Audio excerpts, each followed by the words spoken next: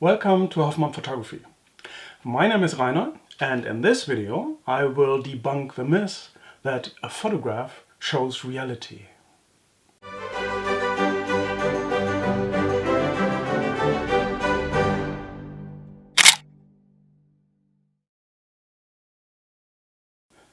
Many photographers pursue the noble goal of depicting reality. This has given rise, for example, to the movement of out-of-cam photography. Out-of-cam photos are supposed to show the unadorned reality, without any manipulations, digital or otherwise. That's a great but utterly futile goal. Let me quote the photographer Dwayne Michaels. People believe in the reality of photographs, but not in the reality of paintings. That gives photographers an enormous advantage. Unfortunately, photographers also believe in the reality of photographs. I like that. And here is what one of my favorite photographers, Andreas Feininger, has to say about this. Once a photographer is convinced that the camera can lie, and that, strictly speaking, the vast majority of photographs are camera lies in as much as they tell only part of a story or tell it in distorted form, half the battle is won. I fully agree with Michaels and Feininger, but let's look at this subject in somewhat more detail so we can understand why a photograph rarely, if ever, shows reality. I'll start with some technical and frankly not overly important aspects.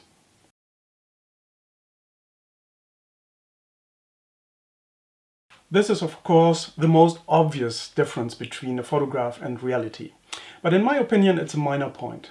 We have all accepted that a photograph is flat, that a photograph is not 3D. So I won't go into any details here. It's interesting though that all attempts at establishing 3D photography have failed, so far at least, but that's a topic for another video.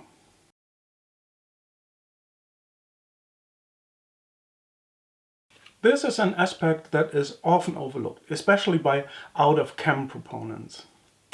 But high contrast scenes in particular are rendered by a camera quite differently than by our eyes and brain. Here are two examples that I've shown before, but that illustrate the problem nicely. Out of cam, this scene looks rather dull, and if my brain had seen what my camera saw, I probably wouldn't have taken a photo at all. This is much closer to what I saw, but I had to tweak the highlights and the shadows quite a bit to achieve this look. Our brain has no problem recognizing all the details in the shadow areas. The dynamic range of our sensors, however, is not up to that task. Not yet, anyway. Here is the tweaked version.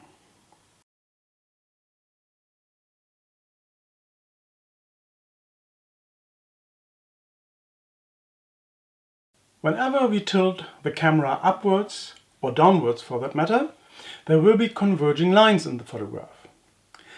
The same happens in our eyes, but our brain very effectively cancels this effect. So again, some post-processing is in order. Okay, contrast issues and converging lines can be fixed in post, sometimes anyway. The next point, however, is unique to photography and has no equivalent in real life. And what's more, it's not so easily fixed in post, if at all.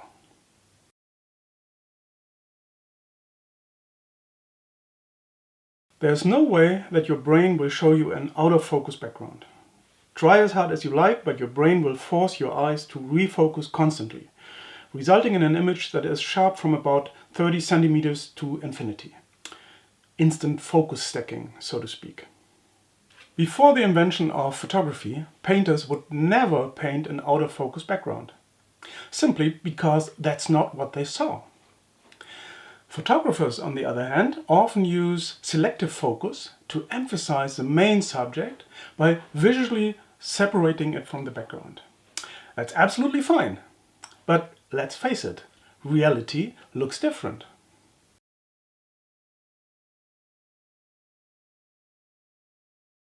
don't worry, this is not about special relativity. I just thought the headline was funny, sort of. This is all about exposure times, or if you prefer, shutter speeds. I prefer exposure times because the speed of the shutter movement has nothing to do with what I'm referring to. So let's start with long exposure times. You'll never see a waterfall like this. Your brain just won't let you. So again, does this photograph show reality? And another example. Perhaps this is even more unreal because we don't see the car anymore. It's just our experience with photography that we instinctively know that there must have been a moving vehicle. Before the invention of photography, people probably would have mistaken this effect as evidence for ghosts.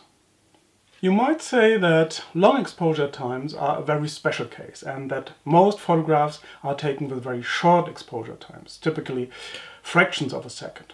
True, but that doesn't necessarily make those photographs more real. This panning shot, again, shows an effect that we can't see with our eyes. So, is this reality? And this one? We know from experience that the biker is going through a curve and that the centripetal force prevents him from falling. But due to the very short exposure time, the shot looks static, and if we had never seen a motorbike going through a curve, we would expect bike and biker to just fall to the ground. The same here. If this were a static situation, this guy would fall on his back. It's only the momentum from running and kicking the ball that keeps him upright. But we don't see that in this shot. We just know it from experience. So far, our reality check only concerned the technical aspects of photography. And as I've said at the beginning, they are not that important. Thanks to years of experience, we have all become accustomed to these effects of photography and we no longer question them. But there are aspects where photography fails to show reality. I've summed them up under the following heading.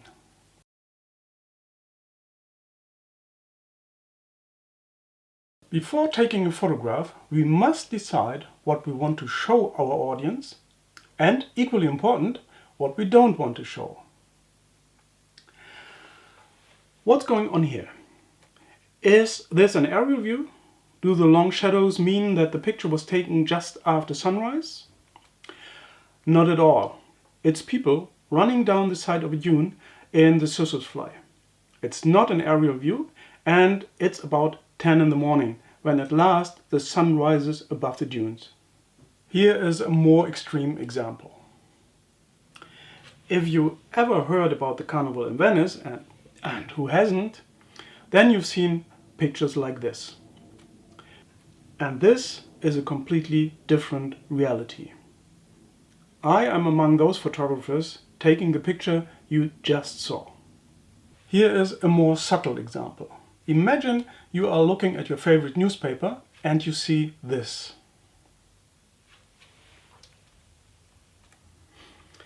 Looks quite convincing, doesn't it? There could be dozens or even hundreds of people. Our brain is hardwired to assume that the crowd extends to the left and to the right of the frame. But take a minute and count the people you can actually see. I count 14. Is 14 people a crowd? Are they really angry? Are they even in front of the presidential palace in Zamunda? One photograph can tell more lies than 1,000 words, especially when the photo is put into a certain context. And then there is the audience and their reaction to a photograph. Here are two photographs of very similar subjects. Ask yourself, what are your feelings? Both the cheetah and the leopard cub are captive animals. Both are well fed and healthy. But including the transport cage in the image of the leopard cub invokes a different feeling. By the way, the leopard cub was about to embark on a trip to the vet. That's all. Perhaps these few examples are food for thought. A photograph is a photograph is a photograph. It hardly ever tells the full story, and often it tells a distorted story. Again, Feininger is right, I think. Thanks for watching and stay tuned.